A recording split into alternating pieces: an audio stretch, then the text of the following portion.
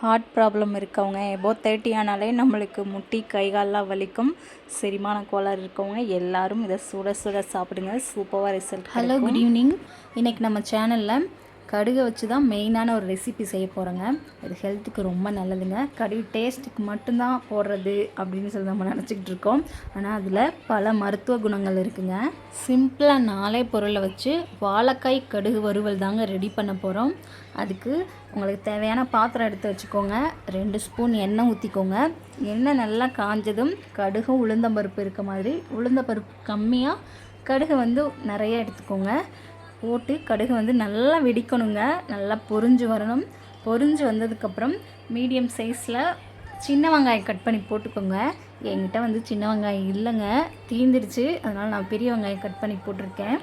வெங்காயத்தோட ஒரு கொத்து கருவேப்பிலை போட்டுக்கோங்க. வேறு எந்த இன்க்ரீடியன்ஸும் இதில் ஆட் பண்ண போகிறது இல்லைங்க. ரொம்ப சிம்பிளான ரெசிபி. கடுகை ரொம்ப கறியை விட்டுறாதீங்க. பக்குவமாக கடுகு பொரிஞ்சோன்னே நீங்கள் வெங்காயத்தை போடுங்க. வெங்காயத்தை மீடியம் ஃப்ளேம்லேயே வச்சு பொறுமையாக அப்படியே வதக்கி விடுங்க. கலர் நல்லா சேஞ்ச் ஆகி வரும். கொஞ்சம் குயிக்காக நீங்கள் ரெடி பண்ணணும்னு நினச்சிங்கன்னா இந்த ஸ்டேஜில் வெங்காயத்துக்கு தேவையான அளவு உப்பு போட்டுக்கோங்க. கடுகில் ஒமேகா 3 கொழுப்பு அமிலங்கள் இருக்கனால இது செரிமான சக்தியை அதிகரிக்குதுங்க. அதனால் செரிமான கோளாறு உள்ளவங்க என்ன செய்கிறீங்கன்னா, ஒரு சிம்பிளான டிப்ஸ் தாங்க. கடுகை நல்லா ட்ரையாக வறுத்து பொடியாக்கிக்கோங்க. ஒரு ஸ்பூனுக்கும் கம்மியாக, பெரியவங்கன்னா அப்படி எடுத்துக்கோங்க. குட்டீஸுகளுக்கு கொடுக்குறீங்கன்னா ரொம்ப அதில் 1/4 பகுதி மட்டும் கொடுங்க.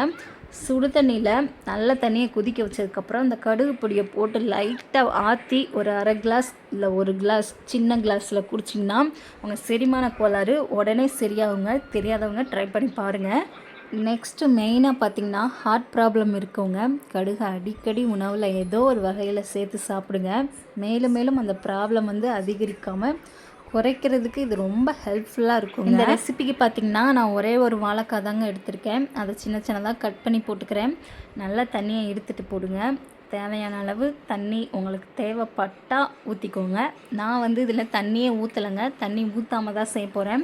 நல்ல ஒரு மூடியை போட்டு மூடிட்டிங்கன்னா அதோட ஆவிலே வாழைக்காய் நல்லா வெந்துடும். வாழைக்காயில் வாட்டர் கண்டென்ட் இருக்கனால அது சீக்கிரம் வெந்துடுங்க. ரொம்ப நேரம்லாம் ஆகாது. 4 மினிட்ஸ்க்குள்ளே வெந்துடும். மீடியம் ஃப்ளேம்லேயே வச்சு மெயின்டைன் பண்ணுங்கள். இந்த ரெசிபி செய்கிறதுக்கு நீங்கள் என்ன காய்கள் வேணாலும் எடுத்துக்கலாங்க. கத்திரிக்காய், முருங்கைக்காய், உருளைக்கிழங்கு, புடலங்காய், பீக்கங்காய் எது வேணாலும் எடுத்துக்கலாம். என்கிட்ட வாழைக்காய் மட்டும்தான் ஒன்றே ஒன்று இருந்துச்சு. அதனால தான் நான் இதை வச்சு ரெடி பண்ணிகிட்ருக்கேன். இல்லைனா நான் வேறு காய்கள் தான் ஏதாவது ஒன்று எடுத்து செஞ்சுருப்பேன். இந்த வாழைக்காய் கடுகு வறுவலுக்கு நீங்கள் வேறு எந்த ஸ்பைசஸும் ஆட் பண்ணவே தேவையில்லைங்க. பெரியவங்க சாப்பிட்றீங்கன்னா நீங்கள் வரமிளகாயோ பச்சை மிளகாயோ ஏதோ ஒன்று போட்டு தாளிச்சிக்கோங்க. இதில் மெயினானதே கடுகு தாங்க.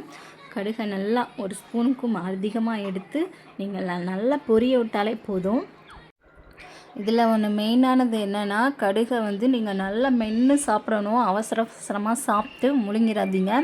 ஒரு கடுகும் மென்று சாப்பிட்ற அந்த டேஸ்ட் உங்களுக்கு தெரியணும். அந்தளவுக்கு மென்று சாப்பிடுங்க. வாழைக்காய் லைட்டாக வெந்ததும் உங்களுக்கு தேவையான அளவு அப்படியே உப்பு எல்லா சைடும் படுற மாதிரி தூவிக்கோங்க. நமக்கு பார்த்திங்கன்னா ஏஜ் எபோவ் 30 ஆனாலே கைகாலெலாம் பயங்கரமாக வலிக்க ஆரம்பிச்சிருங்க. அவங்கெல்லாம் இந்த கடுகை அடிக்கடி உணவில் சேர்த்துக்கோங்க. நம்ம போட்டிருக்க உப்பு எல்லா சைடும் மிக்ஸ் ஆகிற மாதிரி நல்லா கலந்து விடுங்க. கலந்து விட்டதுக்கப்புறம் திருப்பியும் மூடி போட்டு மூடி வச்சு வேக விடுங்க. வாழைக்காய் கடுகு வறுவலுக்கு சைட்லேயே ஒரு பொடி ரெடி பண்ணிக்கலாங்க. அது என்னன்னு பார்த்தீங்கன்னா, ட்ரையாக ஒரு பொடி ரெடி பண்ணிக்கலாங்க. அதுக்கு பார்த்திங்கன்னா ஃபஸ்ட்டு நான் வெந்தயம் எடுத்திருக்கேன். வெந்தயம் 1/4 ஸ்பூனுக்கும் கம்மியாக எடுத்துக்கோங்க. அடுத்து நீங்கள் எந்த ஸ்பூனில் எடுக்கிறீங்களோ அதே ஸ்பூனில் 1/2 ஸ்பூன் கடுகு எடுத்துக்கோங்க. தாளிக்கிற பருப்பு 1 ஸ்பூன் எடுத்துக்கோங்க. இது நல்லா ட்ரையாக வருங்க. ரொம்ப கரிஞ்சிற மாதிரி வறுத்துடாதீங்க. பக்குவமாக ட்ரையாக வருங்க. கடுகு பார்த்திங்கன்னா எண்ணெய் ஊற்றினா எப்படி வெடிச்சு வரும், அது மாதிரி இந்த வறுக்கிறப்பையே வெடிச்சு வரும். அதான் பக்குவம். அந்த ஸ்டேஜில் அடுப்பை அமர்த்திட்டு அதை ஆற வச்சுட்டு நீங்கள் ஒரு மிக்சியில் நல்லா கிரைண்ட் பண்ணி எடுத்துகிட்டு வந்துடுங்க. வாழைக்காய் நல்லா வெந்ததும் அந்த கடுகு பொடியை நீங்கள் இதில் அப்படியே ஸ்ப்ரெட் பண்ணி விட்டு கரெக்டாக ஒரே நிமிஷங்க. 1 நிமிஷம் கழித்து உடனே அடுப்பை அமர்த்திடுங்க. சுட சுட உங்கள் வாய் பொறுக்கிற அளவுக்கு சுட சுட சாப்பிடுங்க. செரிமான கோளாறு பிரச்சனை இருக்கவங்க, இதய கோளாறு இருக்கவங்க, கைகால் வலி, மூட்டு வலி இருக்கவங்க எல்லாருக்கும் இது ஒரு பெஸ்ட்டு சொல்யூஷனாக இருக்குங்க. டேஸ்ட்டும் சூப்பராக இருக்கும். இந்த மாதிரி கடுகு நிறைய போட்டு நீங்கள் தாளிக்கிறீங்கன்னா பொறுமையாக கடைசியில் தாங்க சாப்பிடணும். அந்த பொடியை போடவே இல்லைன்னு பார்க்குறீங்க. சாப்பிடணும். கரண்ட் அப்போதைக்கு இல்லைங்க. அரைக்கிற டைமில் அதுக்குள்ளே என் குட்டீஸ் வந்து ரொம்ப அவசரப்பட ஆரம்பிச்சிட்டாங்க. அம்மாவை போட்டுக்கிடுமான்னு தட்டை தூக்கிட்டு வந்து நின்றுட்டாங்க. அதனால் நான் அப்படியே அவங்களுக்கு வந்துட்டு போட்டு கொடுத்துட்டேன். உங்களுக்கு டைம் இருந்தால் கண்டிப்பாக நீங்கள் நான் சொன்ன மாதிரி ட்ரை பண்ணி பார்த்துட்டு எப்படி வந்துச்சுன்னு நம்ம கமெண்ட் பாக்ஸில் கமெண்ட் பண்ணுங்கள். இந்த வீடியோ ரொம்ப யூஸ்ஃபுல்லாக இருக்கும்னு நினைக்கிறேன். உங்களுக்கு பிடிச்சிருந்தா லைக் பண்ணுங்கள், உங்கள் ஃப்ரெண்ட்ஸ்க்கு ஷேர் பண்ணுங்கள். நெக்ஸ்ட் வீடியோவில் பார்க்கலாங்க.